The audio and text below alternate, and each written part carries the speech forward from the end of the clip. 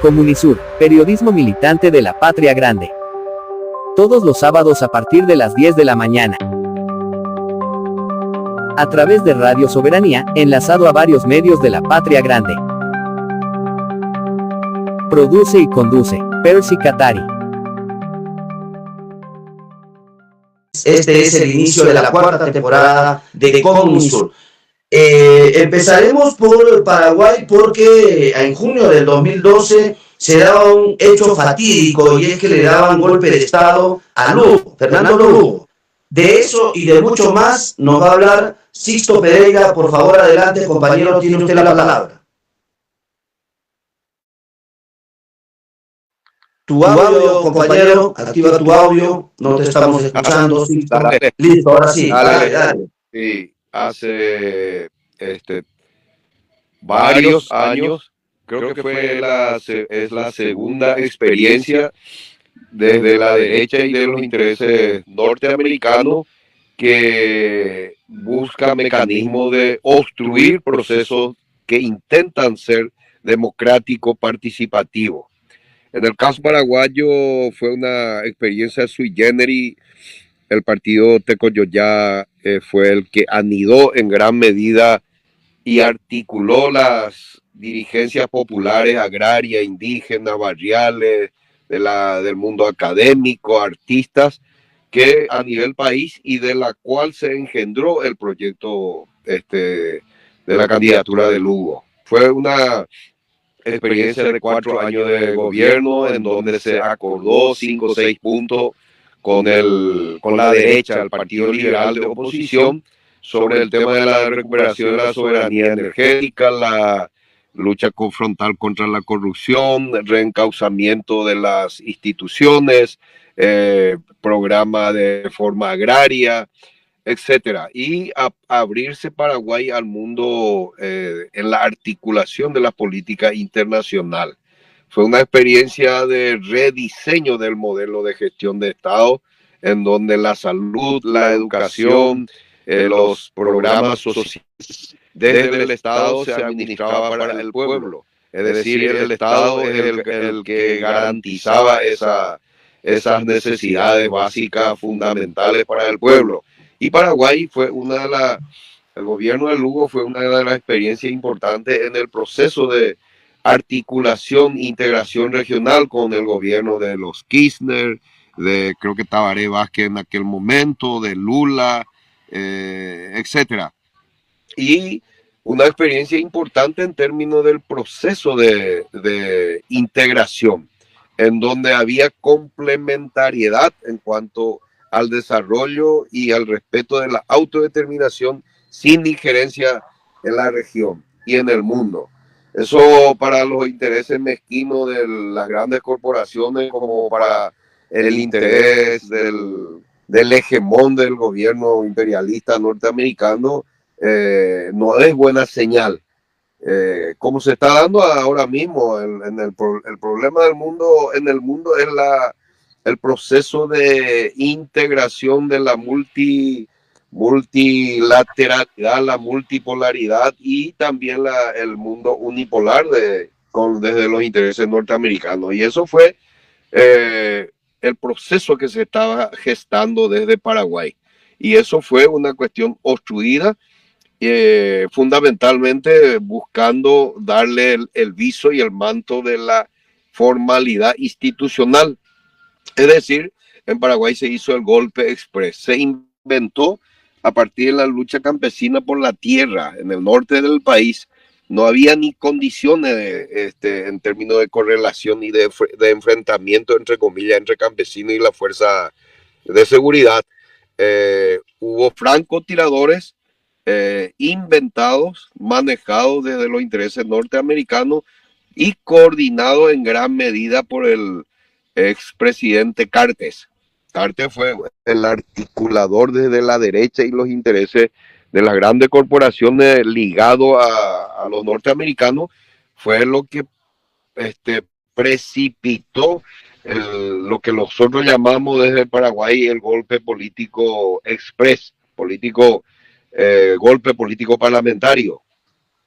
usando la masacre de campesinos y policías, instalar en el Congreso, y lo cual fue la obstrucción y la salida, en este caso, del presidente Lula a través de ese golpe. Fue el segundo ensayo desde los intereses norteamericanos. El primero fue con Zelaya.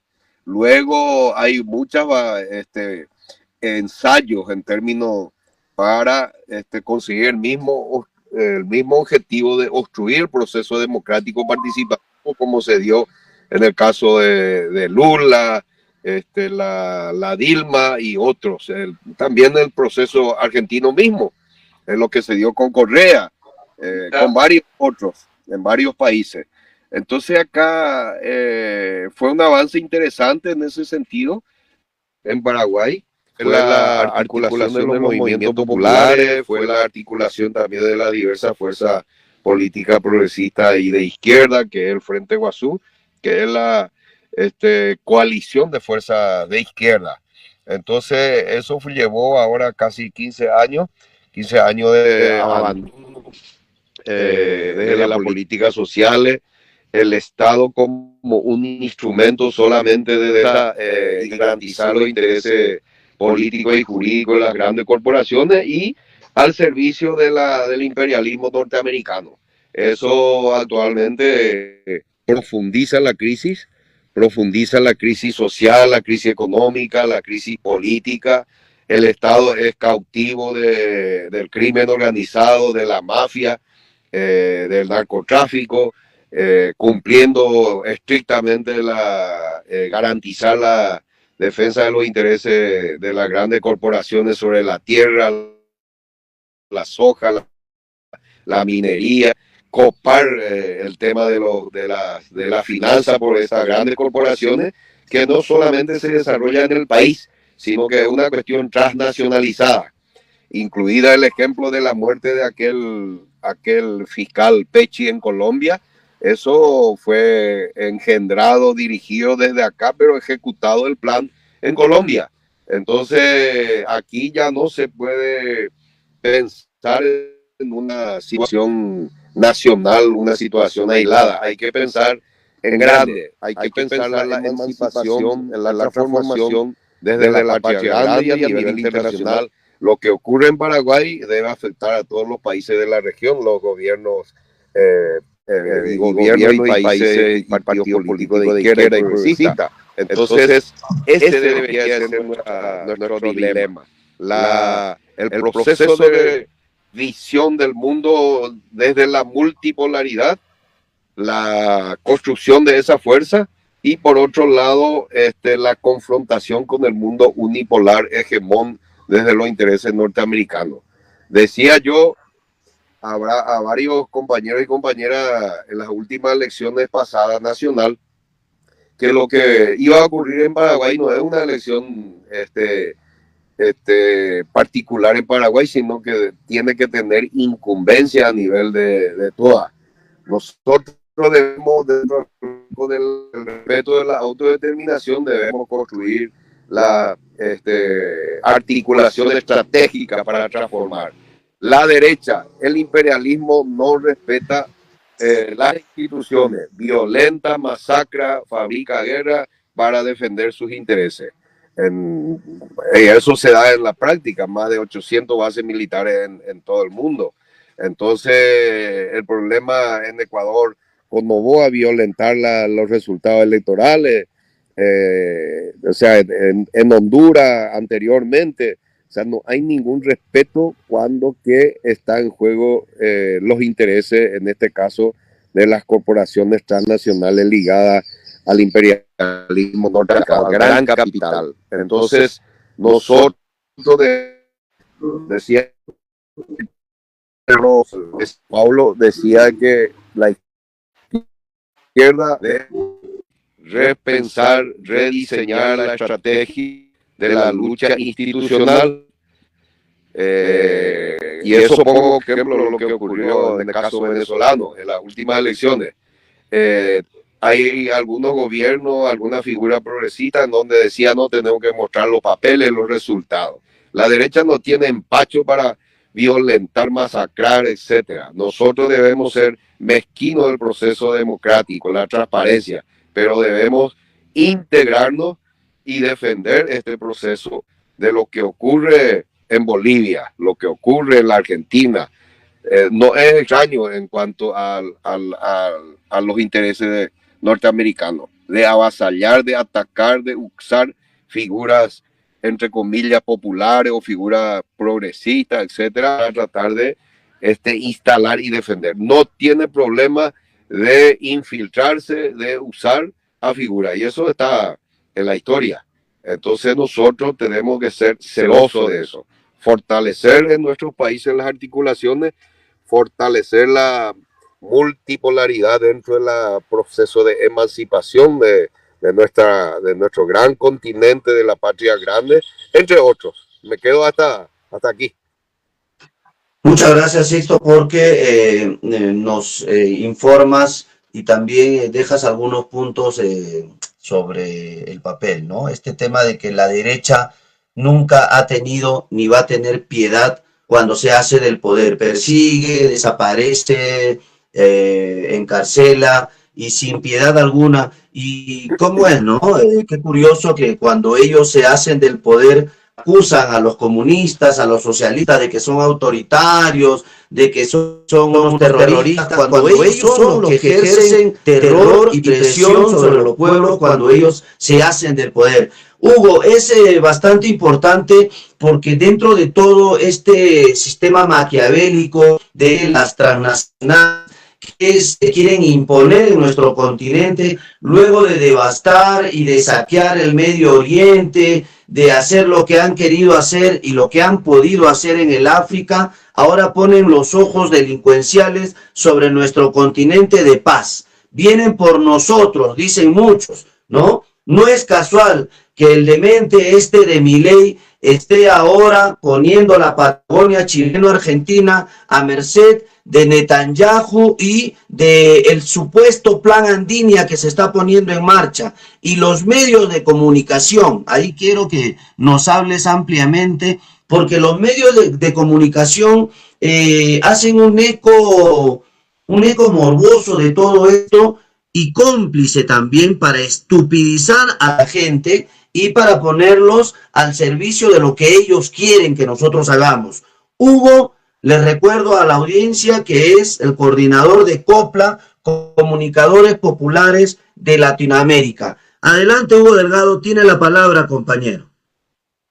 Sí, es realmente cierto esto que decía el compañero del doble rasero, ¿no? En la Argentina hace alrededor de 4 o 5 años se generó un escándalo terrible porque pincharon el teléfono en una conversación privada de Cristina Fernández y ella le decía coloquialmente pelotudo a un colaborador. Eso generó un escándalo de redes nacionales donde la prensa de derecha lo que hizo fue decir, bueno, este es el grado de falta de respeto, esto no se puede tolerar en una investidura, y etcétera, etcétera.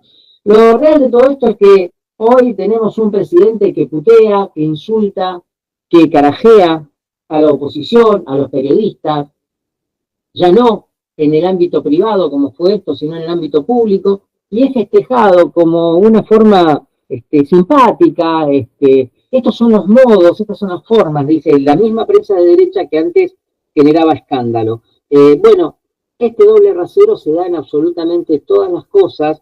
Hoy vivimos en Argentina un estado lamentable en el cual prácticamente se han perdido todas las garantías del Estado de Derecho.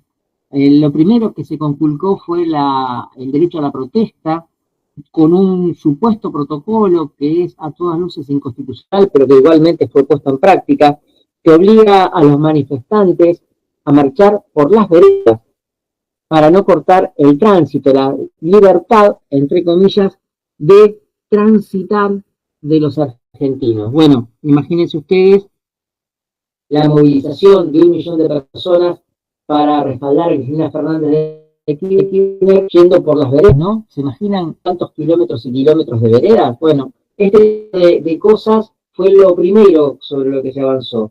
Después se avanzó sobre el derecho a huelga y se intentó que muchos servicios fueran tratados como de prioridad y entonces no se pudiera hacer huelga, incluida la salud, incluida la educación, incluida el transporte. Bueno, el otro tema sobre el que se avanzó muy fuerte es la destrucción de todo lo que tenga que ver con Estado. Y aquí no se trata ya de, como dice Milei en su propaganda, de hacer ahorros, sino que de lo que se trata es de desguazar. Argentina se ha caracterizado históricamente por tener una salud pública admirada en todo el mundo. Bueno, esa salud pública está siendo desguazada, está siendo devastada por Javier Milei y su política de ajuste, por tener una ciencia realmente importante. En Argentina, si recordamos, cuando fue la pandemia, se creó con nuestros científicos el primer reactivo para detectar el COVID. Bueno, entre muchas otras cosas, eso está siendo destruido por Javier Milei. Ni que hablar de la educación pública. Hoy el gobierno subvenciona, otorga subsidios a los padres, a las familias que tienen chicos en escuelas privadas y desfinancia la educación pública. Bueno, estos son algunos de los temas, lisa y llanamente, que demuestran que este no es un gobierno que ha venido a ordenar, como dicen ellos, como es el latillo de la derecha, sino que es un gobierno que ha venido a destruir. Ha acabado con las principales políticas o ejes de la política exterior de la República Argentina, como por ejemplo la no injerencia, ha involucrado a Argentina directamente en el conflicto de Medio Oriente, ha tomado partido por los genocidas que están provocando la muerte de decenas de miles de niños en Gaza. Bueno, toda una política desconocida, y creo que no hace falta que avancemos demasiado, pero que no termina de sorprender. Y lo que tampoco termina de sorprender es que la violenta acción desde los medios, y cuando digo violenta digo los medios partido de una manera cobarde, porque tomar partido no está mal, lo que está mal es tomar partido desde una supuesta independencia, y esto es lo que hacen los medios de la derecha. Y todo esto lo que ha generado es que aún hoy, con un poder adquisitivo destruido, con una inflación en dólares de un 1000% en un año y medio, que nos está generando, por el dólar retenido, un problema terrible, una crisis cambiaria que cuando esto explote por los aires va a generar que también va a explotar el gobierno siguiente. Bueno, todo esto en el marco de una aceptación del 40-45% de la población. Esto es realmente asombroso. Pero bueno, creo que los argentinos estamos en un proceso muy particular donde nos encontramos con que las encuestas dicen una cosa y, por otro lado, los resultados electorales dicen otra. Lo cierto es que es inexplicable que la derecha en la Argentina tenga el nivel de aceptación que tiene, simplemente porque está condenando a la hambre de los jubilados, porque ha quitado becas de estudio a los estudiantes, porque ha destruido la educación pública, porque ha destruido la salud pública, porque ha destruido absolutamente todos los derechos, ha avanzado sobre todos los derechos que teníamos los argentinos y los ha ido conculcando, algunos de manera total y otros de manera parcial. Esta es la realidad que vivimos hoy, una realidad que lamentablemente ni siquiera está dando resultado en lo que ellos se han planteado, que es en lograr el déficit cero, porque ese déficit cero se da a costa de no realizar ningún tipo de obra pública desde el Estado Nacional y de contraer una enorme cantidad de deuda externa que pasa los 20.000 millones de dólares por el Fondo Monetario Internacional, pero que eso es solo la punta del iceberg, porque permanentemente se está realizando la emisión de bonos por otros miles de millones de dólares que por ahora, y gracias a la complicidad de los medios nacionales hegemónicos, está siendo ocultado, pero que en algún momento va a haber que empezar a pagar. Esto para hablar sintéticamente de la Argentina, ¿no? Y a nivel de Latinoamérica, Hugo, el proyecto de Copla, cuál es la ambición, cuál es la proyección que tiene esta red de comunicadores populares en el continente? Si nos Bien, podrías... sí, nosotros nos planteamos, cuando fue el tema de la pandemia y estábamos todos en aislamiento, con algunos compañeros de medios de Latinoamérica empezamos a realizar vivos por streaming y a comunicarnos. Esencialmente aquellos que habíamos trabajado juntos en distintos medios. Esto con el correr de los meses fue dando en una especie de red que se fue ampliando y se generó un interesante proyecto. Somos todos comunicadores, no necesariamente periodistas, comunicadores de lo que pasa en el resto de nuestra patria grande. Hay compañeros trabajando desde Costa Rica, desde Haití, República Dominicana, México, Nicaragua, El Salvador, se me van a olvidar la Cuba, Puerto Rico, estoy olvidando varios, bueno, República Dominicana, no sé si lo dije, de América del Sur, prácticamente de todos los países, menos Brasil, donde estamos con algunos problemas de conexión con los compañeros del Movimiento Sin Tierra.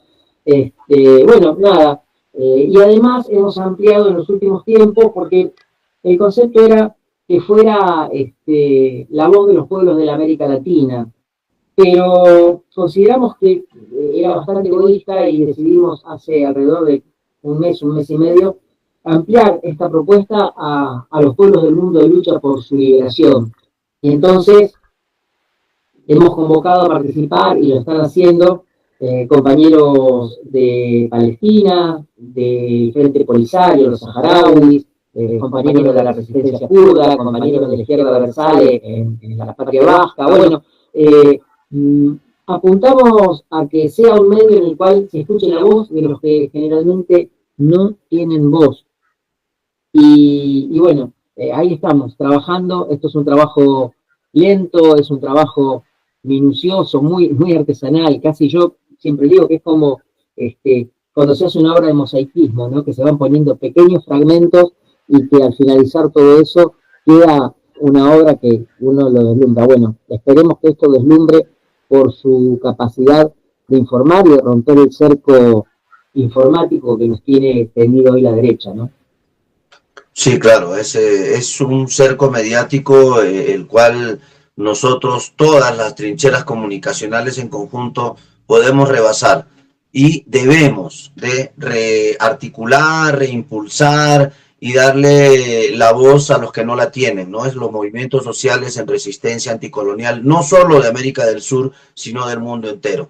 Sixto, quisiéramos saber en la actualidad cuál es el panorama del Paraguay. Hemos hablado del Hugo, hemos hablado del antes. El ahora, ¿cómo va? El presidente de derecha que sigue mellando el honor de muchos luchadores sociales. Has tenido problemas también. ¿Qué es Tecoyoyá? Cuéntanos cuál es el trabajo que vienen realizando desde la comunidad hacia la ciudad. Y en la parte comunicacional también ustedes tienen algunas fuerzas que van sumando y van informándonos a diario de lo que sucede ahí en el Paraguay. Adelante, compañero Sixto.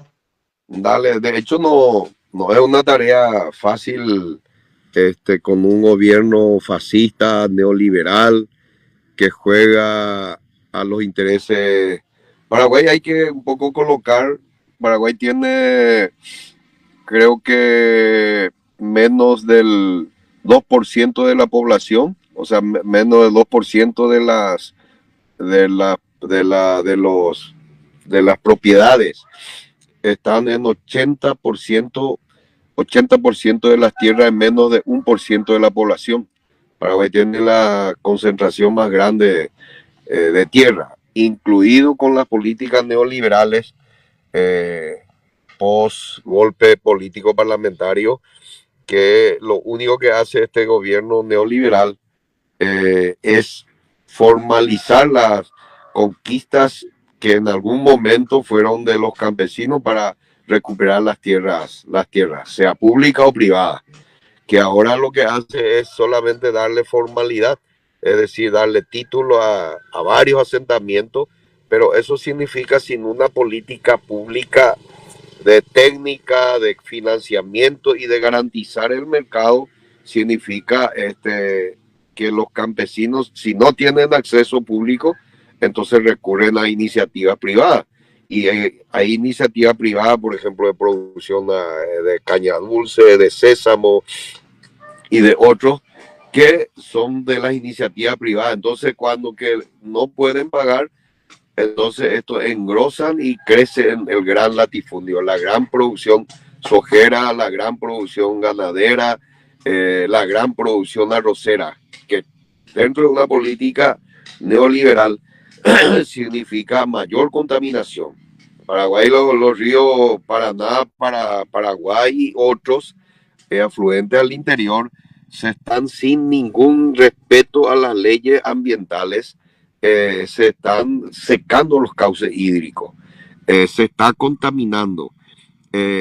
Esto hay que entender que esta gran producción extensiva en Paraguay es parte de la estrategia del crimen organizado que se apropió del Estado y que utiliza el Estado para blanquear en estos emprendimientos económicos. Eso hay que entender claramente. En Paraguay se da esa situación. El tema de la tierra, concentración de tierra, la producción sojera, la producción arrocera, ahora el tema de la producción minera, significa el gran lavado. Y en el gran lavado están corporaciones o intereses transnacionales del crimen organizado.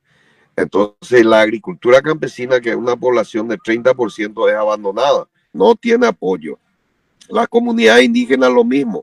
Hay crecimiento en la urbe, en la parte periférica, de más de 2.000 asentamientos en el área metropolitana que nosotros decimos entre Asunción y sus alrededores, donde hay mayor concentración de poblacional, que significa traducido en términos electorales, que traducido significa la expulsión de la agricultura campesina, mayor crecimiento de movimientos campesinos, de movimientos periurbanos sin tierra, sin techo y sin trabajo.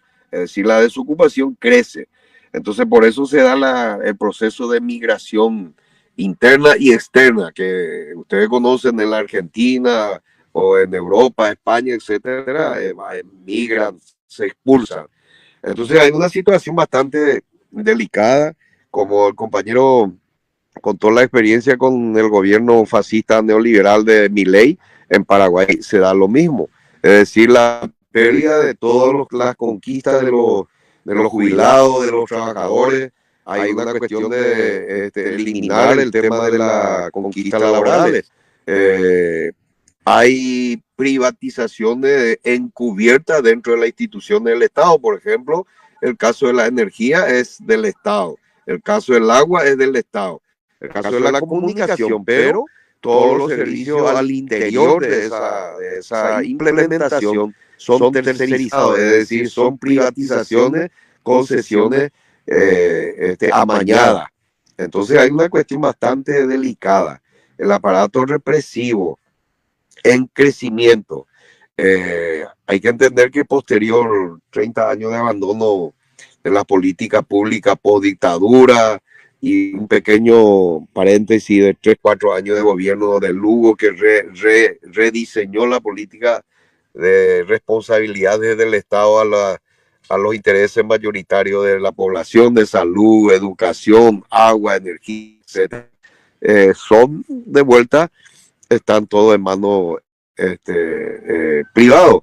Como el caso, por ejemplo, hay una posibilidad, como yo decía en varios medios, que Paraguay tenía la posibilidad, o este gobierno neoliberal tenía la gran posibilidad de generar fuentes de trabajo y alimentación a través de la agricultura campesina, de proveer alimentos a los programas hambre cero, tipo hambre cero de Brasil, implementado a través del proyecto de educación. Eso hubiera sido una salida importante. Sin embargo, este gobierno lo único que busca es garantizar a la gran inversión en términos jurídicos y en términos políticos.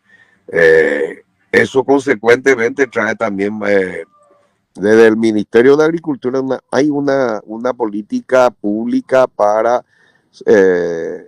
sustentar y que sea sostenible la agricultura campesina.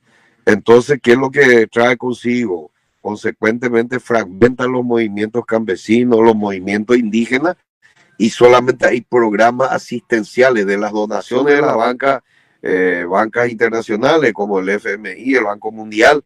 Entonces se le reduce a generar al campesinado como mendigo, como decimos en guaraní, tupambaé, o sea, lo que significa darle un poco migaja a ellos, y no como una política pública para buscar la sostenibilidad en el tiempo, y menos todavía buscar una agricultura sana, ambientalmente sea respetado, el tema laboral, el tema tributario. Paraguay es donde menos se tributa y donde más acumulación de ganancias y más contaminación se está dando. Entonces, eso no es una cosa que se desarrolla solamente en Paraguay. En el caso, está ligado con los intereses de Macri, está ligado con los intereses de Bolsonaro, de todos los grandes capitales. En Paraguay hay una inversión casi 60% en tierra, soja, ganadería y otros de intereses norteamericanos. Entonces, es una cuestión bastante delicada. Y en esa situación, post golpe a Lugo, también afectó al movimiento popular, al movimiento fragmentación. Y ahora, en este momento, estamos recomponiendo la coalición Frente Guazú. Estamos discutiendo que en 2028 va a haber elecciones nacionales y debe haber lo que nosotros estamos discutiendo en la izquierda, la recomposición de la fuerza de izquierda, rearticulación con un programa mínimo. El tema de la defensa de la soberanía energética, por ejemplo, buscar como política pública que se aplique la reforma agraria. La reforma agraria en Paraguay va a ser inviable porque las tierras públicas en Paraguay fue utilizado como pago de trofeo de guerra, por ejemplo, en el caso de la Triple Alianza. Extensiones y extensiones de tierra fueron cedidas a Casado, creo que capital argentino, varios otros, como pago de lo que fue la cruel guerra de la Triple Alianza. Lo mismo en la época de la dictadura, las tierras fueron utilizadas para sostener a los personeros de la dictadura, el Partido Colorado, la Fuerza Armada y el gobierno. Entonces, y hay una corrupción e impunidad galopante en cuanto a la tendencia de tierra, superposición de títulos. O sea que si uno quiere realmente en Paraguay diseñar una recuperación de tierra para la reforma agraria, para la comunidad indígena, va a ser una gran revolución democrática. Sin eso va a ser inviable. Y lo mismo digo también en cuanto a la aplicación de la agricultura campesina para buscar la sostenibilidad. Eso significa dentro de la población económicamente activa. Hay una gran parte de la población en el campo y en el área urbana. Y la agricultura, una política pública, significa también reducción de esa población económicamente activa, en donde hay mucha desocupación. La informalidad es casi 40% de la población económicamente activa. Entonces, creo que desde esa realidad, con mucha humildad, digo, y con mucha honestidad, la izquierda en Paraguay nos estamos recomponiendo. Hay alguna fuga. Hay, por ejemplo, el caso de lo que fue nuestra ministra de Salud del partido Participación Ciudadana, Esperanza Martínez, que fue como yo digo, en un proyecto de bolsa de gato, con Carlos Filisola, que fue un intendente importante también por dictadura, y que fue importante también en la fuerza de coalición con el gobierno de Lugo en el frente. Fueron a formar parte. Nosotros creemos que de la izquierda no decimos que no podamos hacer acuerdos con la derecha puntualmente, pero debemos recomponer nuestra fuerza, buscar la acumulación de fuerza desde la izquierda para garantizar la defensa de los intereses populares y de izquierda. Entonces, y luego hacer los acuerdos, pero no fundirse en un proyecto donde están fascistas, están neoliberales, etcétera. Entonces debemos tener nuestra identidad y en eso estamos.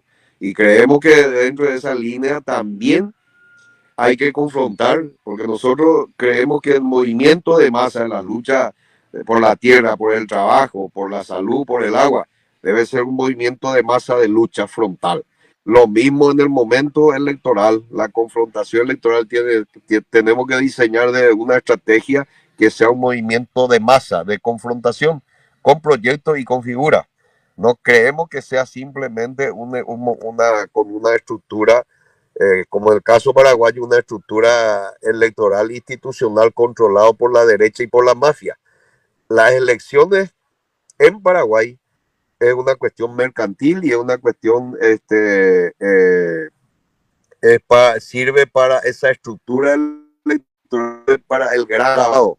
Como digo, el momento electoral es una gran lavarropa, sirve para comprar proyectos, candidaturas, y la derecha neofascista, tanto de Cartes como de Peña, eso está como para arrasar, y es una cuestión nacionalizada, no hay que equivocada. Por eso el tema, cuando en estos días se encontró con Milei o con Bolsonaro, o en Paraguay se hizo el gran encuentro de la ultraderecha hace 22 días aproximadamente, eso significa que ellos están jugando desde su interés imperial de defender las corporaciones que están en sus manos, y jugarse las elecciones también de seguir manteniendo, como en el caso reciente en Ecuador, ganó el sector progresista, pero con todas las mafias controladas de las instituciones y los intereses imperiales, lo ganó de vuelta Novoa, entre comillas. Eso, y lo que quisieron hacer eso con Venezuela. Pero Venezuela es un caso sui generis, porque es una experiencia importante en términos de la garantía en nuestra patria grande, en gran medida de ser punta de lanza de la articulación de las fuerzas progresistas y de defensa de la soberanía política, soberanía económica. Por eso el gran ataque, el gran bloqueo. Y debemos de fortalecer y articular la construcción para la emancipación de la multipolaridad, dentro del marco del respeto a la autodeterminación y la defensa de nuestra soberanía. Porque estos gringos, estos intereses imperiales, no duermen, juegan en los momentos de defender sus intereses, no importa.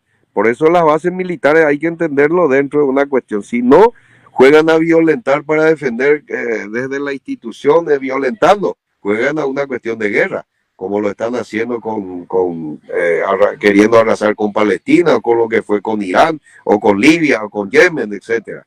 Entonces, en Paraguay estamos viviendo una situación no muy fácil.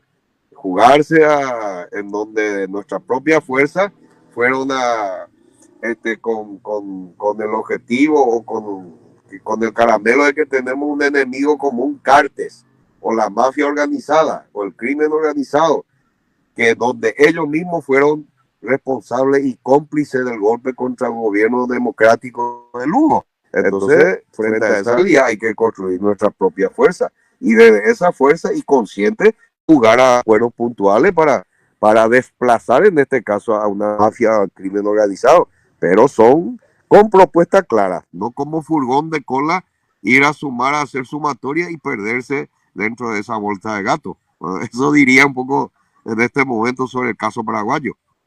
Ahora, Sixto, Santiago Peña Palacio se vendió como el gran economista que iba a salvar la República del Paraguay, y al asumir el mandato, el poder ya el control del Estado, él empezó a arremeter mediante el terrorismo mediático, o casualidad, el mismo formato que aplican diferentes traidores, dictadores, asolapados, los partidos de falsa izquierda en diferentes países, el caso muy conocido de Bukele en Centroamérica, Dina Boluarte en el Perú, dijiste, ¿no?, lo más conocido en el continente, en el Ecuador, a la arremetida contra la Revolución Ciudadana, ahora Noboa a la continuación. ¿De qué manera enfrenta el movimiento social de Paraguay contra el terrorismo mediático que ellos están tratando de de implementar en el Paraguay.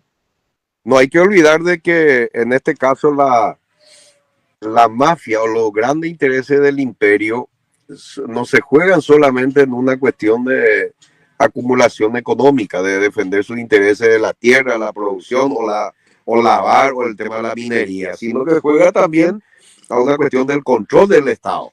En Paraguay está enquistado en los tres poderes del Estado la mafia, o sea, el Estado está controlado por la mafia, ese es uno.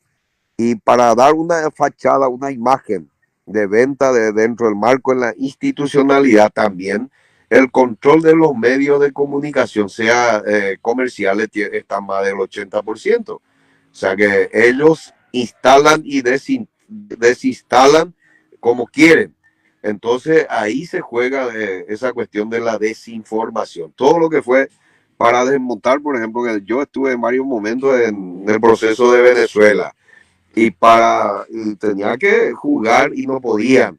Entonces yo tenía que entrar en los medios de comunicación, me llamaban porque era el único que iba a Venezuela, entonces desmontaban lo que ellos instalaban, pero como tenían agendas ya establecidas y muchas veces que no tienen informaciones precisas no pueden, pero ellos juegan también al control hegemónico de los medios de comunicación. Eso es nuestra realidad en el campo de la izquierda. El medio que tenemos, RTV, hace casi 15 años, fue una decisión estratégica importante porque jugamos, es una referencia importante a nivel de las luchas de movimientos sociales, movimientos de masa, nuestro medio articulado con otro medio alternativo a nivel regional, continental, y hay que jugarse una cuestión, y más todavía en este momento cuando la inteligencia están jugando a partir de eso de hegemonizar y controlar. Entonces no es una tarea fácil lo nuestro.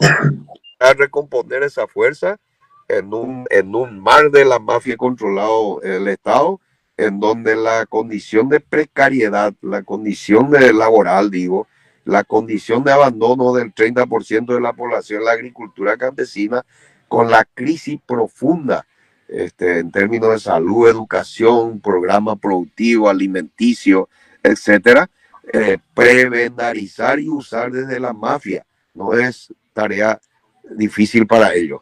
Y más todavía en el momento electoral, cuando la mafia controla la institución electoral, eso significa lavado a gran escala y comprar proyectos candidatos. Más todavía la ley electoral de bloqueo, ya no hay necesidad de las organizaciones políticas. Un Sisto Pereira mafioso tiene, no sé, $2 millones, puede candidatarse sin ningún problema, y eso está copado del Parlamento, está copado de la representación del crimen organizado, disfrazado de espacios democráticos institucionales. Hay procesos y procesos de varios parlamentarios, pero siguen campantes en el Congreso Nacional. Entonces, esa es una situación no fácil. Por eso repito a todos los que nos escuchan y ven que hay que entender lo que ocurre en Paraguay o lo que ocurre en Bolivia o lo que ocurre en la Argentina, en todas partes del mundo, debe interesarnos dentro de la estrategia de la emancipación y construyendo la multipolaridad. De lo contrario, esto en todas partes, porque en el caso argentino, por ejemplo, a mí me llamó muchas movilizaciones. Todo el tiempo hay movilizaciones, pero decía a varios compañeros y compañeras parlamentarios, decía, pero ¿cuál es el tema para buscar un punto de coincidencia y tumbarle a este Milei? Como esta gran movilización que hubo, y yo le decía a algunos en la víspera, ustedes ya tuvieron una experiencia importante de tumbarle, sacarle a De la Rúa, por ejemplo.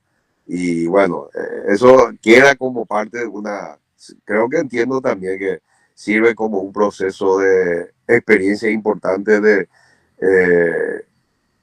como decimos en guaraní, topa, de volver a encontrarse la fuerza progresista para buscar confrontar, disputar en los momentos electorales con proyectos únicos.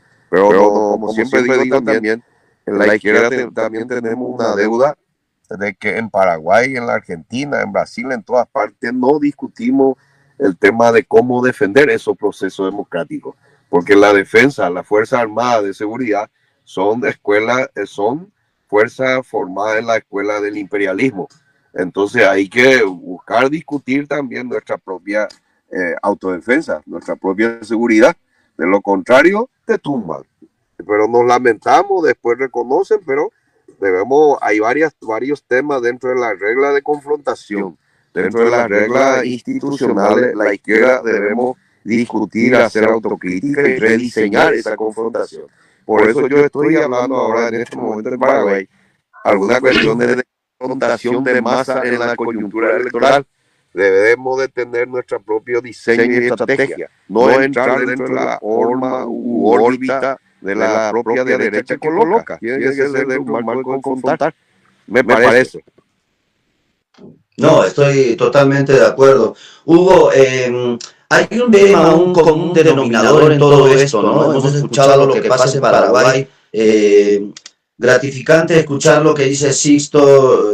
Yo concuerdo mucho con lo que él dice y secundo lo que él dice. Es necesario dar una pelea en lo comunicacional contra la judicialización de la política, el terrorismo mediático, el asedio de estos títeres, marionetas del imperio que tratan de hacerse de los territorios para ponerlo a merced de las transnacionales. Hay un común denominador en todo esto, y es que los pueblos originarios, los pueblos que habitan en resistencia anticolonial, vienen haciendo frente, vienen rearticulándose, reagrupándose y mostrando fortaleza también. Y es que es necesario saber. Yo lo digo mucho, ¿no? Por eso hemos decidido retomar el programa. Lo que pasa en Argentina, lo que pasa en Chile, en Perú, en Brasil, en Paraguay, pasa también en Bolivia y viceversa. Debemos de aprender de lo que está sucediendo en otros lados para no volver a cometer los mismos errores. Estoy totalmente de acuerdo. En ese contexto, Hugo, y ya cerrando también el programa, quisiéramos saber cuáles son esas palabras que tú le podrías dejar a la audiencia de los medios de comunicación alternativos, esas palabras motivacionales, las advertencias de lo que puede pasar y lo que no debemos hacer. Hugo Delgado, tus palabras, tus consejos, tus últimas palabras para ir cerrando el programa, por favor. Sí, yo creo, Percy, que estamos viviendo un momento muy particular. Yo entiendo que el imperialismo hoy se siente amenazado por lo que es la emergencia de los BRICS como una opción de instalar una multipolaridad. Esto ha generado la puesta en marcha de un nuevo plan Cóndor que tiene que ver, en este caso en particular, ya no con la instalación de dictaduras militares a la vieja usanza, sino con la instalación de otro tipo de asesinato, el asesinato político, a través de la sociedad entre los miembros cooptados de los poderes judiciales de nuestros países y la prensa derechista hegemónica.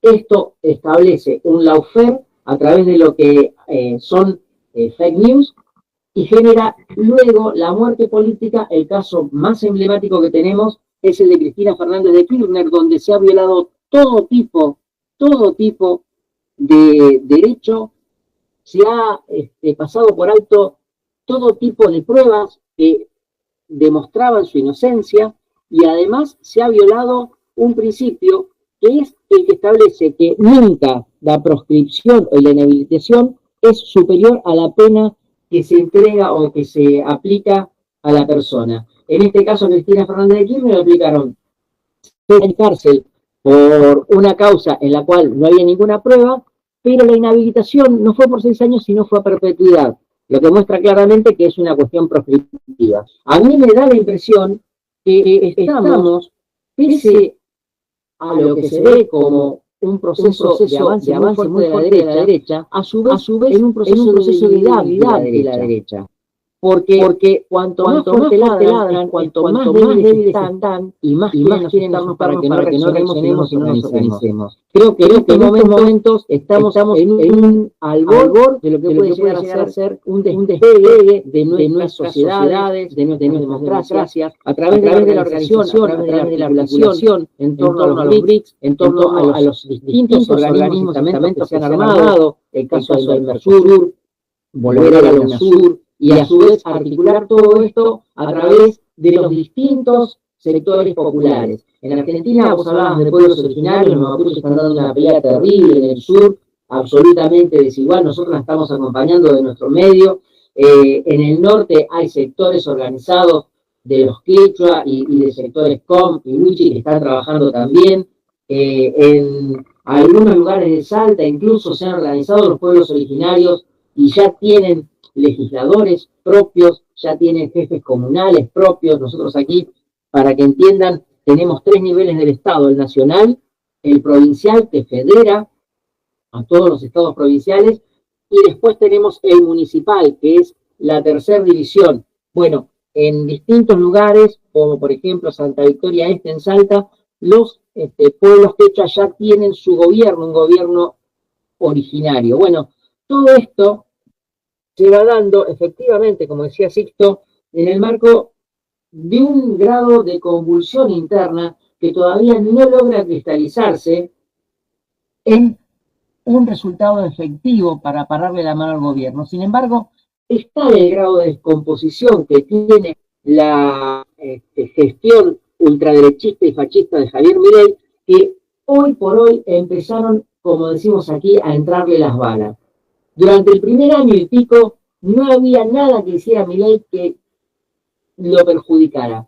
Hoy, desde la estafa cripto, con luego el intento de asesinato del fotoperiodista Pablo Grillo, con distintas acciones como por ejemplo intentar destruir el Garrahan, que es un hospital modelo en atención de la niñez en América Latina. Bueno, todo eso ha ido generando que Milei empiece a tener un retroceso. Incluso la condena de Cristina Fernández de Kirchner, que puede verse como un golpe a los sectores populares en la República Argentina, ha sido una cuestión que ha tenido un efecto contrario. Ha puesto a Cristina nuevamente en el centro de la escena, la ha hecho ser valorizada nuevamente por todas aquellas personas a las que favoreció durante su mandato con políticas sociales, con políticas de género, con políticas educativas, y ha quitado de la escena política a Javier Milei. Javier Milei, para que ustedes tengan una idea, hasta hace 15, 20 días, cuando Cristina fue condenada por este juicio de lawfare, era nombrado 3 o 4 veces por día por cada uno de los argentinos. Algunos lo nombraban para decir, uy, no hay inflación, lo nombraban muchos para decir, no hay inflación, muchos lo nombraban para decir, la realidad es un hijo de puta, pero la realidad es que se lo nombraba 3 o 4 veces. Se lo nombraba 3 o 4 veces. Milei asiste a una realidad que lo tiene perplejo. Ni siquiera se lo putea. Hoy Milei se encuentra en un segundo plano, detrás de una figura eclipsante, como es la de Cristina Fernández de Kirchner, que ha asumido con total hidalguía esta condena de lawfare y esta persecución. Pero que además ha sido acompañado de una manera espectacular por la militancia que la rodea.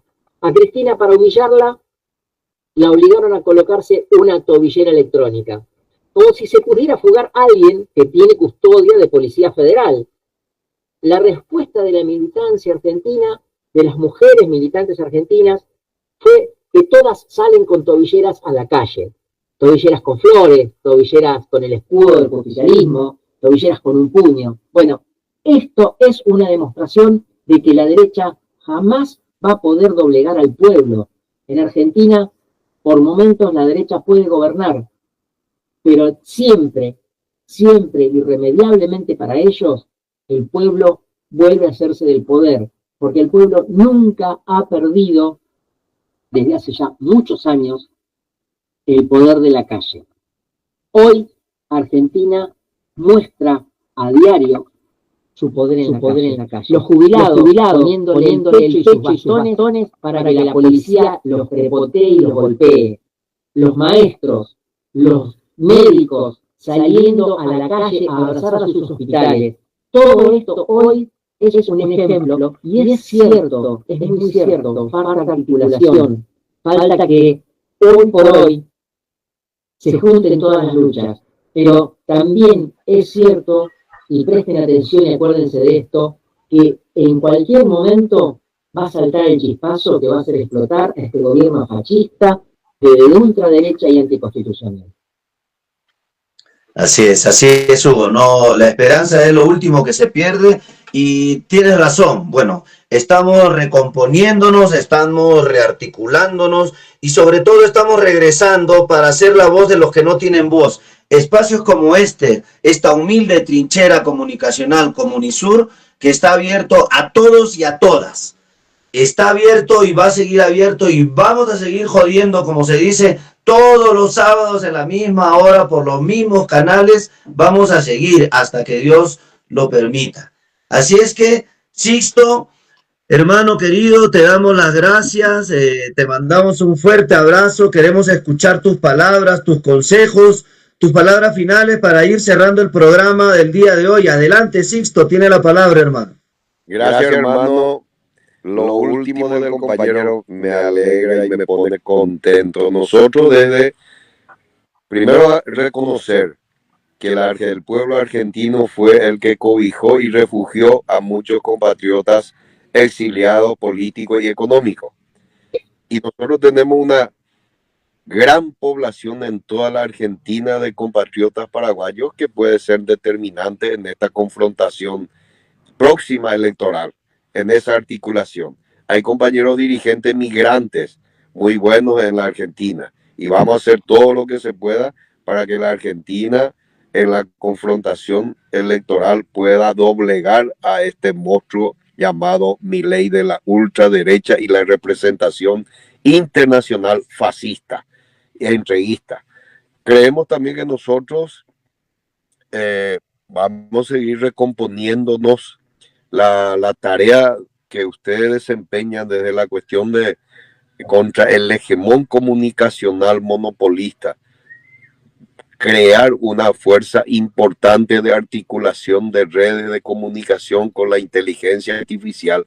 Vamos a jugar un escenario importante también desde nuestra recomposición, desde nuestros países, articulando en este proceso de construcción de los BRICS de multipolaridad y también con el tema de la construcción de la fuerza contra la desinformación hegemonista del imperio.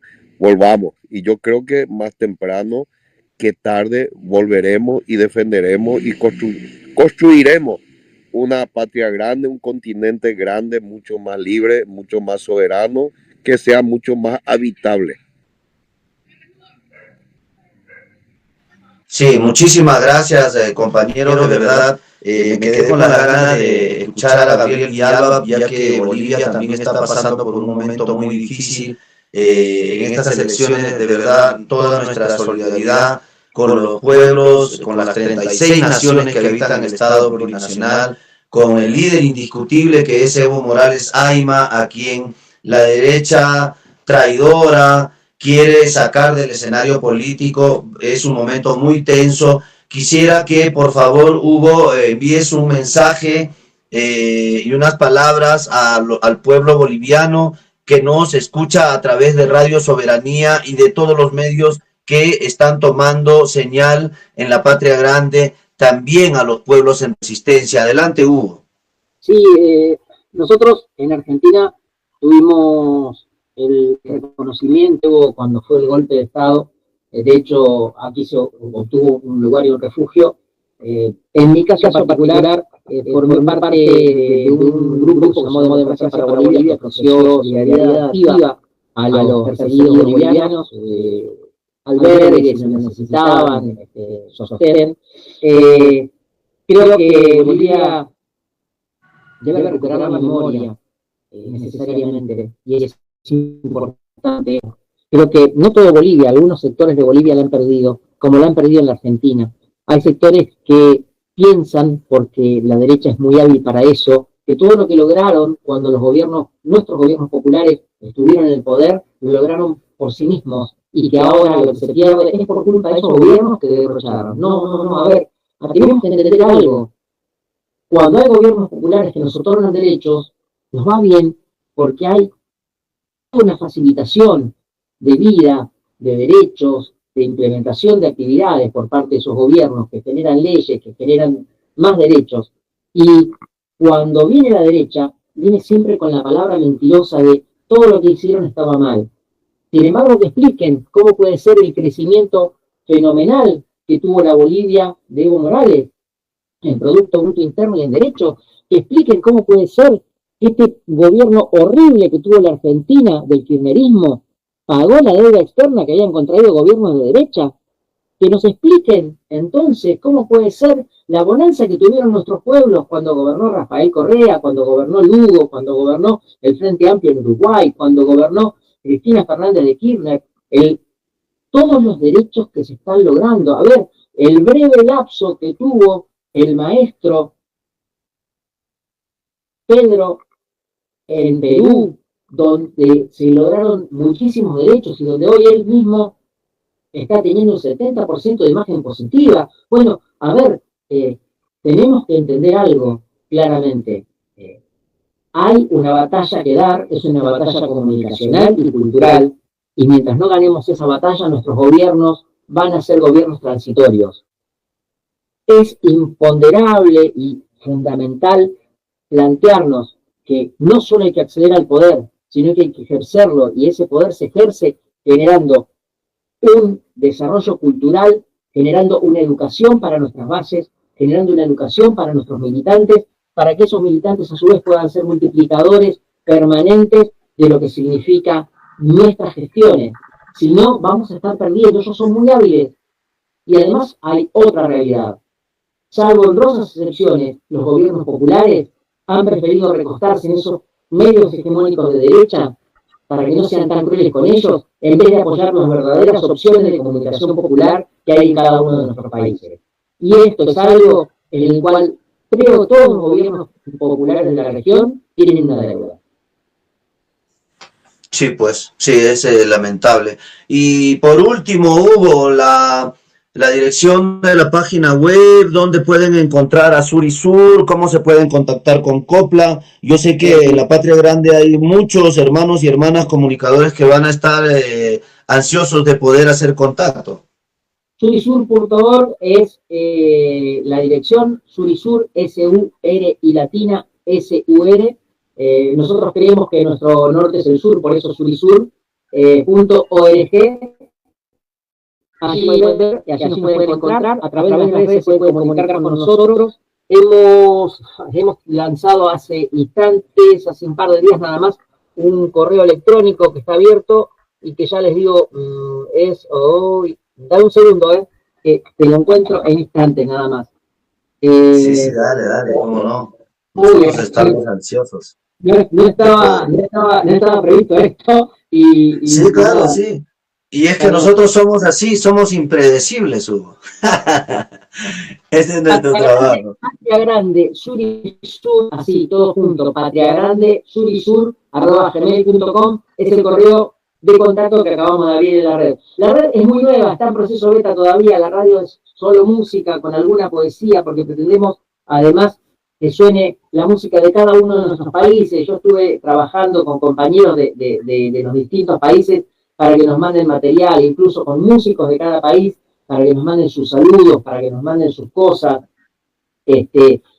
Pero la idea es, a mediano plazo, avanzar en la construcción de espacios también de cultura de cada país en la radio, además de debate político y social. Y también empezar a instalar, porque creo que los comunicadores no podemos ser meros relatadores de lo que pasa, empezar a instalar temas. Nosotros hemos empezado a debatir hace años la necesidad urgente en América Latina de instalar el ferrocarril de la Patria Grande, y que esto debe llegar al oído de cada uno de nuestros gobernantes populares, de nuestros políticos populares, porque hay una realidad, los pueblos de la América Latina y los pueblos del mundo viajan a través del ferrocarril, no usan ni coches, ni micros, ni aviones, ferrocarril, y si no tenemos una unidad de nuestro territorio a través del ferrocarril, que es algo bastante sencillo de lograr, no vamos a tener jamás esa unidad de la Patria Grande, porque los pueblos, si no se conocen, si no cruzan una comida, un abrazo, un vino, no se pueden amar y no se pueden entender.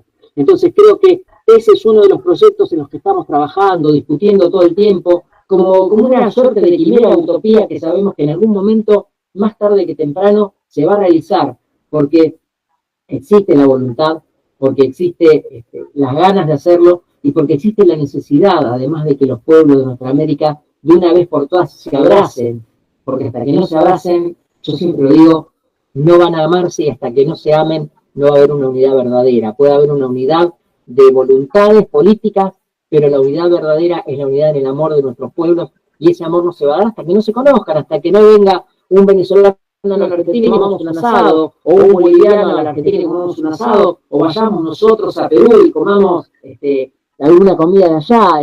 A ver, esta es una realidad y esa realidad tiene que darse en los hechos y esa realidad se va a dar cuando un trabajador metalúrgico argentino pueda viajar a Ecuador, a Bolivia o a Venezuela o a Paraguay con sus hijos, con su mujer, a conocer Asunción, Caracas, Lima, La Paz,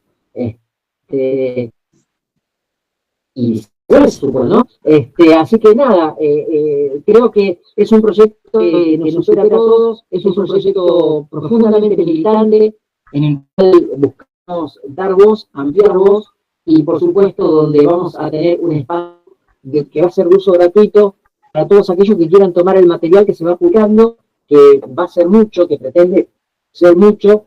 Tenemos, ya te digo, compañeros hoy trabajando en toda América Latina y en varios pueblos en lucha del mundo, y a su vez la idea es también generar una agenda que permita que, no sé, mañana Sixto pueda salir en una radio de Venezuela, de Bolivia, de Nicaragua, que pasado vos puedas salir en El Salvador. Ayer, por ejemplo, en nuestro espacio, yo tengo un portal aparte, en nuestro portal salió un compañero, Julio Murientes Pérez, desde Puerto Rico, hablando sobre la necesidad y la lucha de los puertorriqueños por su independencia. Bueno, todo esto tiene que ser reflejado y no puede ser algo que sea solo enunciado por algún que otro dirigente o por algún que otro periodista suelto. No, a ver, tiene que ser cotidiano. Y esa cotidianidad es la que apuntamos a generar a través de la existencia de contenidos en Surisur. Muchísimas gracias, Hugo. Muchísimas gracias de verdad por ser parte de este relanzamiento de Comunisur, de esta trinchera comunicacional.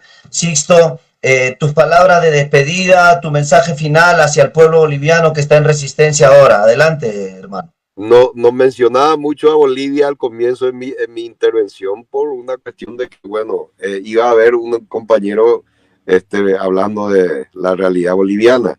Lo estoy siguiendo de cerca, estamos de cerca acompañando todo lo que se pueda. Mucha fuerza al compañero, al hermano Evo, al pueblo heroico en lucha.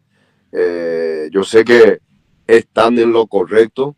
Hay mucho disfrazado de demócrata, de progresista, de izquierda, que como en el caso de Lenin, como yo digo, Lenin, que fue preparado por el gobierno de transición en Ecuador, resulta ser que fue elemento del imperialismo, usaba discurso de izquierda, pero salía por la derecha.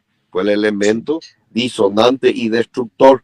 Y hay que entender que en la estoicidad de Evo compartimos muchos momentos de viaje desde Santa Cruz a Caracas, estando allá, muchos momentos. Conozco bastante al hermano Evo en su perseverancia, en su lucha, y lo mismo al pueblo que lo respalda. Lo respalda no por una cuestión de simpatía a Evo, sino que resultado de una gestión gubernativa para la gran mayoría del pueblo oprimido, explotado de Bolivia. Y Evo tiene reconocimiento en Bolivia, tiene reconocimiento de todos los progresistas, de los que luchamos por la defensa, por la emancipación. Un abrazo fuerte. Ojalá se cumpla y se respete el derecho al sufragio y a candidatarse todos los que quieran, que no sea obstáculo que utiliza la derecha muchas veces para impedir al avance de un proceso importante de transformación en Bolivia como en América Latina. Muchísimas gracias, hermanos, de verdad, muchísimas gracias, Sixto, Hugo. Agradecer también a la parte técnica, a Diego Montes, que está ahí atrás de los controles, o mejor dicho, en los controles, y que también es parte del grupo Comunisur, aquí en esta humilde trinchera.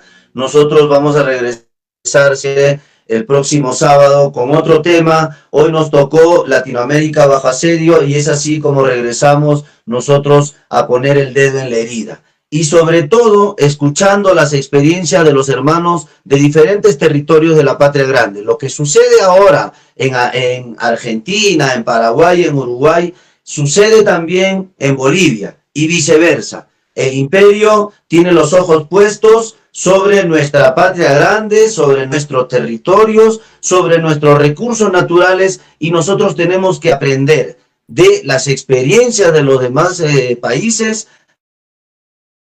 Lo demás vuelva a suceder nunca más. Yo soy Percy Catari, les dejo un fuerte abrazo, un abrazo de bienvenida. Somos Comunisur, otra vez estamos al aire. Muchas gracias a Radio Soberanía por tomar la señal y a todos los medios que conforman el Frente Comunicacional Antiimperialista de nuestra América. Todas las trincheras son una y una somos todas. Muchísimas gracias. Yo me despido con un Jayaya Latinoamérica. Chao. Nos vemos el próximo sábado. Hasta cualquier momento. Comunisur.